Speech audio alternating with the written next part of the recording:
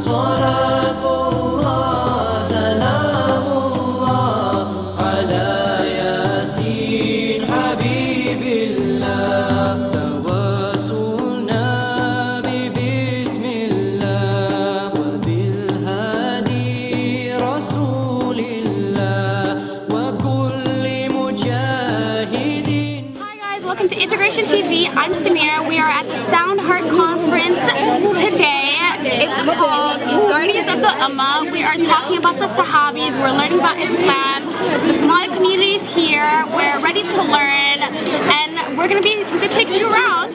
رسول الله وكل مجاهد لله بأهل البلد. Honestly, Islam in our community is very, very important, very big. We are Muslim. We do read the Quran. We do everything. Our parents tell us to pray all the time. But I just think it's a matter of actually following the Quran and Sunnah is very important. And coming to events like this and having these kind of events in the community is very important.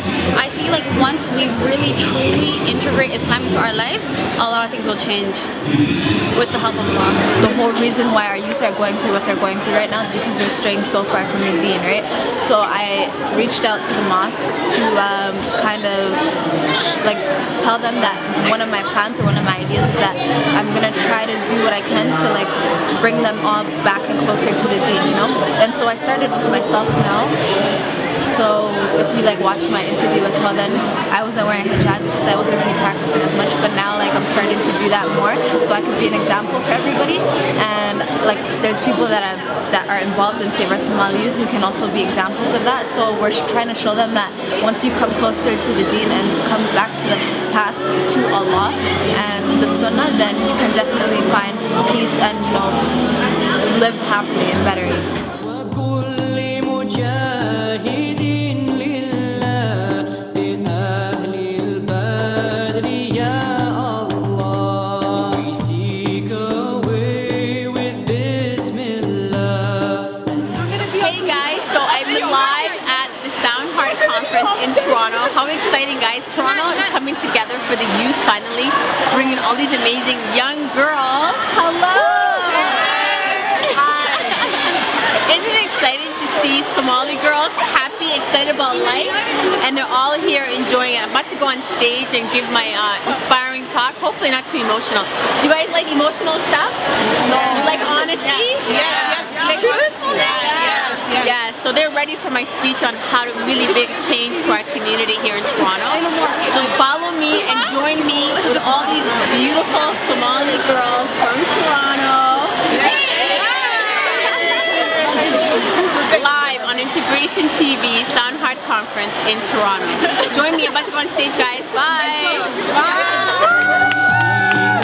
Away with Bismillah and with the guide Rasulillah. I know many of us go to masajid every day and we're only around the same type of people, but there's many young Somalis out there that don't have the gift that you have. They don't have somebody sharing the beauty of Islam back to their hearts. They're into drugs. They're into hip-hop music, hip-hop culture. They're into prostitution. And all those kids have been discounted in our community. They have been forgotten. But if we are true Muslims, the work that we are to do in this world is really bringing people closer to Allah, isn't it? It's nice to be believers, but how can we inspire the young people in our community who are disenfranchised, who've lost their religion, to come back? So for me, I think what I realized is that going this journey of going through a divorce, yes, it brought me closer to Allah, but it also brought me closer to my community, because through my own pain, I saw my purpose to help others. We started the first television for Somalis in English because many of the young people in our community don't speak Somali. Hello, is that true? How many of you have Somali? A little bit, right? So what I realized in doing this television was that our kids are in pain and they don't have anyone to talk to about this pain. They don't have guidance. It's not a secret that majority of the chefs in our community don't even lecture in English.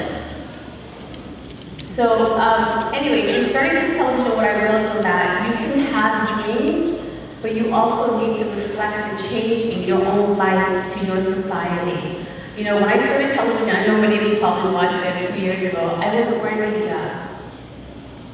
But because of my love for Allah subhanahu wa ta'ala and to come back to the word of Allah, hijab came into my heart. And this is what I want to show you guys. It's only because when you meet people who are Muslims, who are non-judgmental, who inspire you, who tell you the right path in life, that you can develop a greater love for Allah. But guess what we do to young people in our community who are not proper Muslims? We judge them. We don't invite them to the massages. We don't even connect with them. We just judge them, and we have to stop. If we are to do the duty of Muslims as Somalis in the city, we need to start looking at our children in a different way. We need to start caring about these kids that are lost. But in sharing our pain sometimes, we can help others. I just had a young lady outside tell me that, you know, because of your experience as a single parent, what you went through, I wrote an article about the experience and she read it. She said, you know, that inspired me to not give up hope. And this is what our religion teaches us. Give others hope. There's many hopeless young people in our community. You can have dreams. You can succeed in this world with the right way and not the way that a lot of our community is going. One thing I learned also is that I never put your trust in anyone else but Allah. When everybody else walks out in this world, He's the only one with you. He's the only one guiding you. He's the only one sharing the beauty of what you can do in this